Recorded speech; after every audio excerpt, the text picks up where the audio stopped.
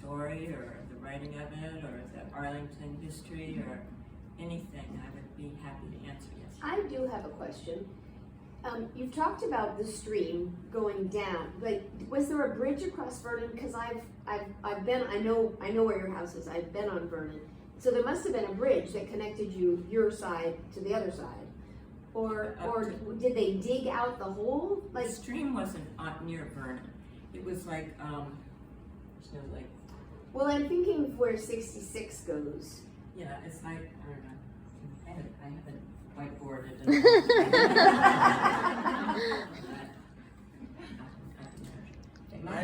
Vernon Street. Oh, of course it doesn't. There's a bunch more on this side. I don't know if how far you want to reach.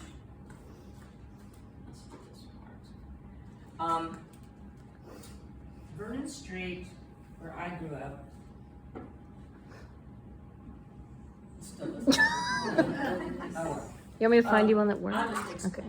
So, my street, Vernon, is it's like 2 blocks from Glebe Road, where Mount Olivet Methodist Church is, if you know where that is. My street was about 5 blocks from W. And to get to it, back before all the construction, you go up Vernon and you go down 15th to Stafford. And Stafford Street, there was a silver railing thing that overlooked this creek. Okay. And you could access it from Randolph Street or from the W&L side. As I understand it, science teachers used to go down into that stream all the time for lessons and things.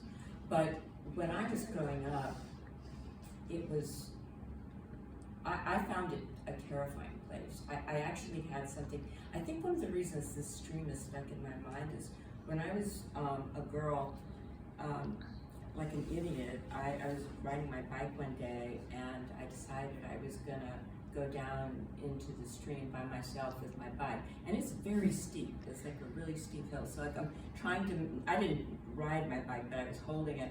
I was trying to slip and slide through all this gravel and stuff down to the stream area. And when I got down there, I thought I was gonna be alone, but I looked across the stream and there was this like encampment of, I guess the best I can call it is hobos. They were like just, men that were out there. Really? And they looked up at me and it was just, I was afraid of them. And one of them started toward me and scared me so bad that I went, I was pushing my bike back up the hill, and of course it was a lot harder going back up than it was coming down.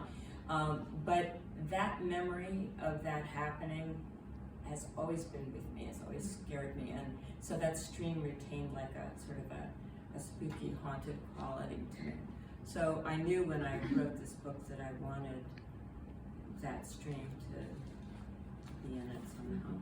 But I don't think I answered your question, but it's like it was down, the stream followed, in some places it was underground. Okay.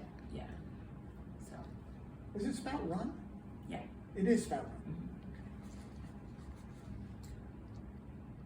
Is there questions? Yeah, Susan. I've got one for you.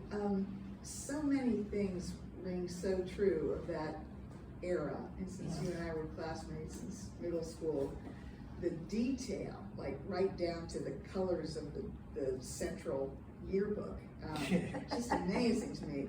But I'm curious what you said about not using actual names, which I guess makes sense from a liability point of view. But Henry taught at Swanson.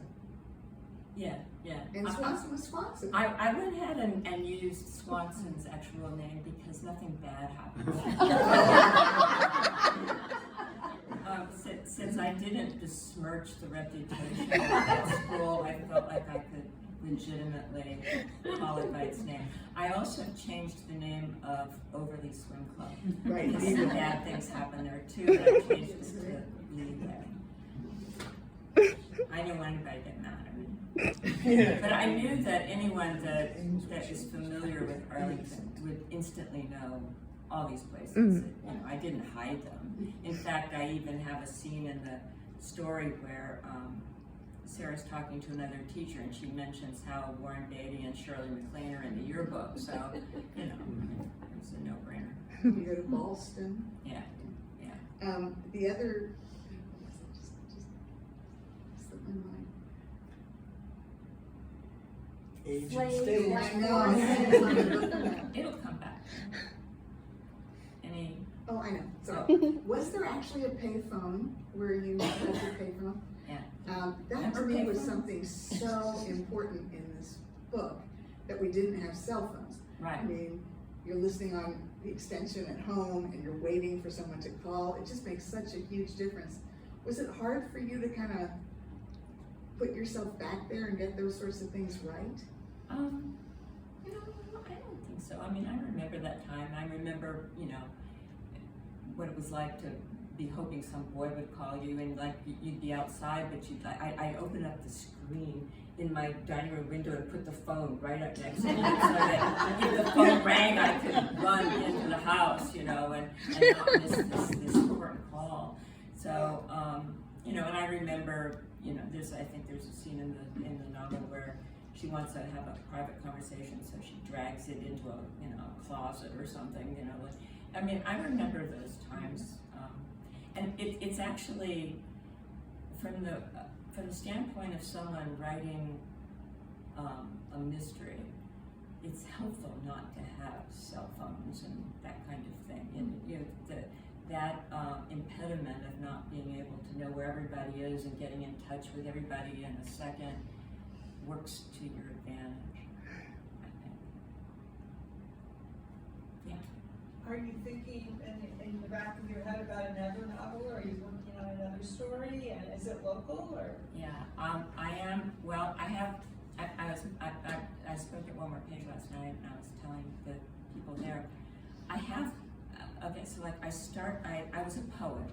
Well, I still am a poet, but I started out as a poet, and then I wrote a memoir, and then this gentleman was in my writing group, and I got into this writing group, and it's a writing group of people writing prose, not poetry. So I thought, okay, if I want to stay in the group and have no one kick me out, I need to start writing something else. So I decided I would start trying to write fiction, and I wrote 2 novels before this one, which I tried valiantly to get somebody to publish, and I didn't succeed. And then, you know, this one was, the 3rd one was the charm, I guess. And now I'm working on another one. It also takes place in Arlington, and also in the past, but not such distant past. It takes place over 1 year between the 9/11 incidents and the DC sniper, which was exactly 1 year later. And it involves a woman who's a teacher, because I know that profession so well that it's easy to write. Yeah. Here's another question. How did you decide your character should be named Sarah?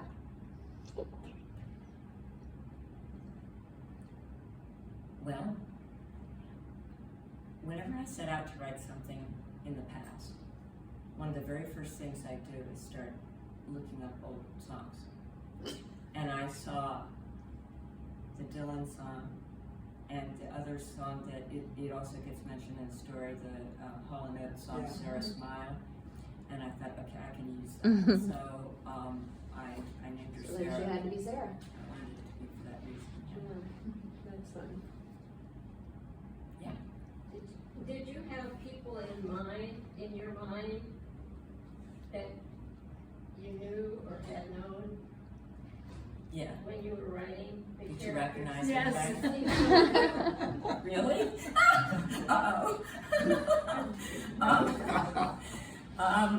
I did. I had.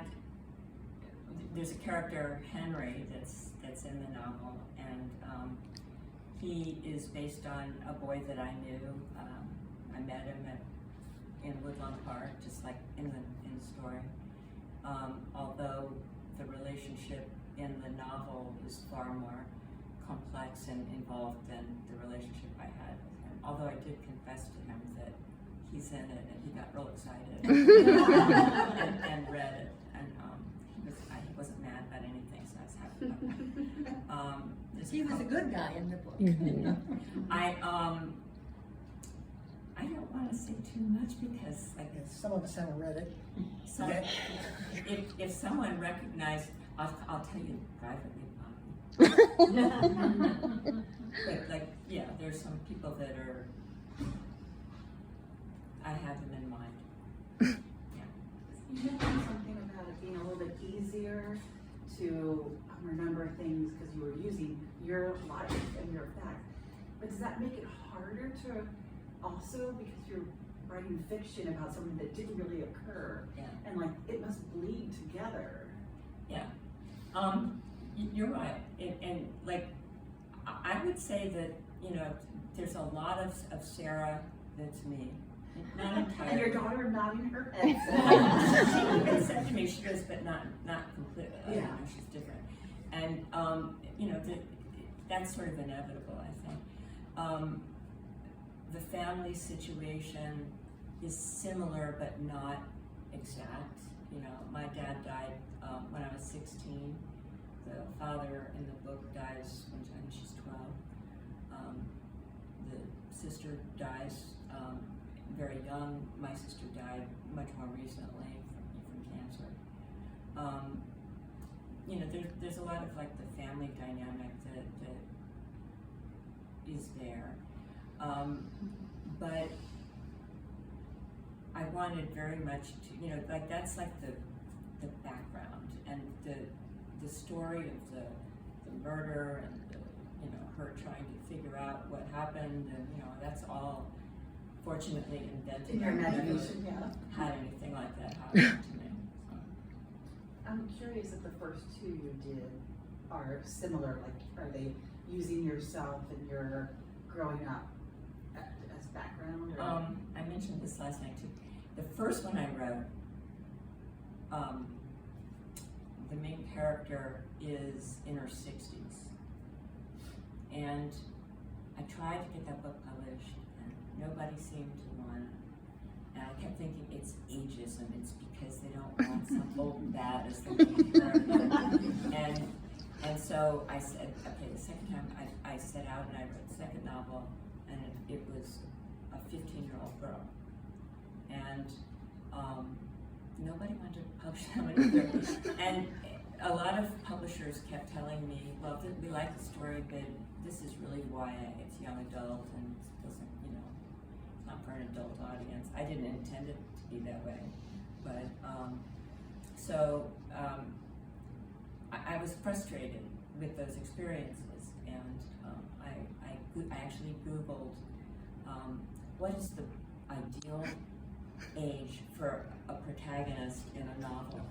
And Google said it was 28. And so that's how it started. Now, you can laugh at that, but this is the book that got published. Just said. But, you know, my own life does, it's hard not to, yeah. The thing I missed most was your mother's accent. It's the most southern accent I'd ever heard, a beautiful accent. I didn't know her well, but I met her a couple of times, I guess. And Yeah. that But you was see, really in the wonderful. book, You know, she's from Biloxi. flapping her hand over her mouth. In the book, she's from Biloxi, and my mother was from Alabama, so I changed it. Yeah. You had a question. Yeah, so back in the day when this fight was going on, what was the solution for the people that were opposing 66?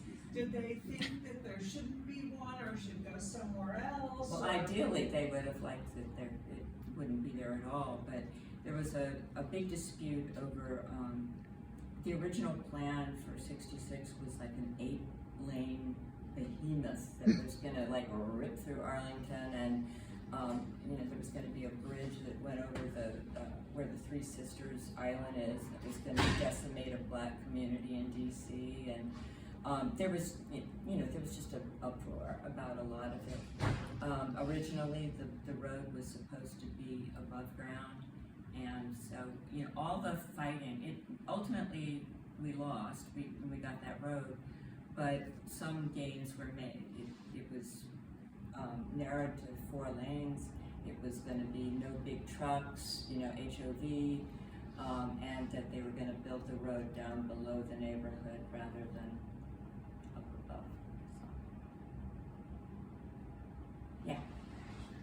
I have to say, I was a few years ahead of you, so maybe not, but all of my friends, I've like been reading this book out to them, and now some of them actually Googled trying to figure out, because we were convinced that the whole murder was real too. And then the realtor, was that Long and Foster? Okay, because we were trying to figure that out at the time, we were really trying to solve this.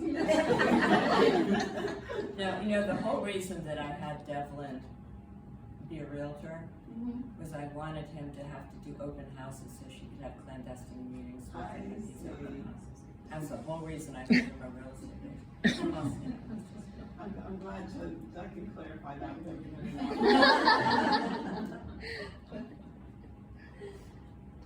Any other questions?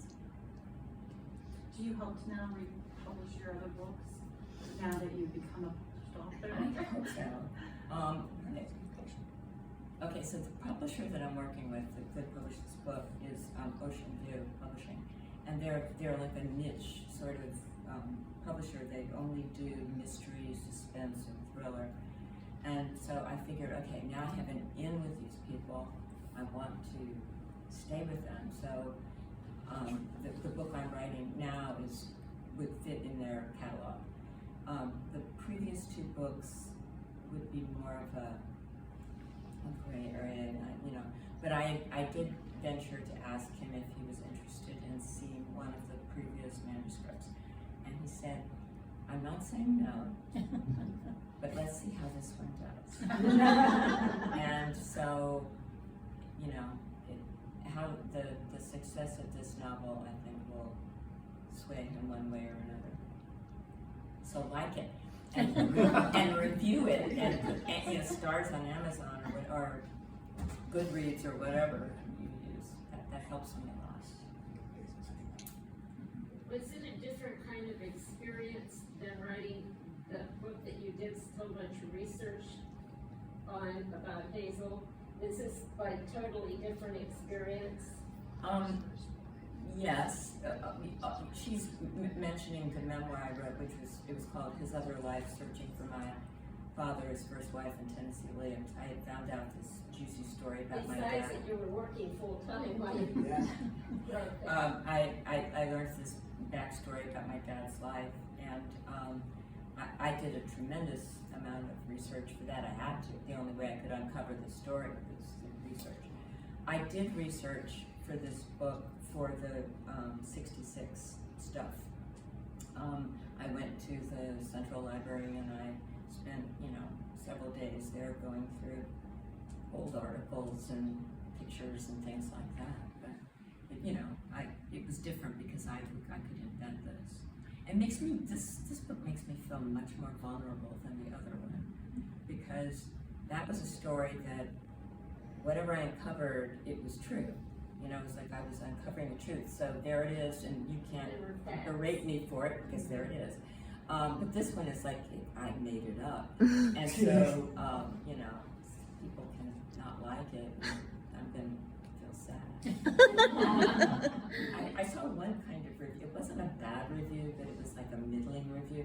And the person said, "I just didn't like the main character." I was like, "Oh my god, that's me."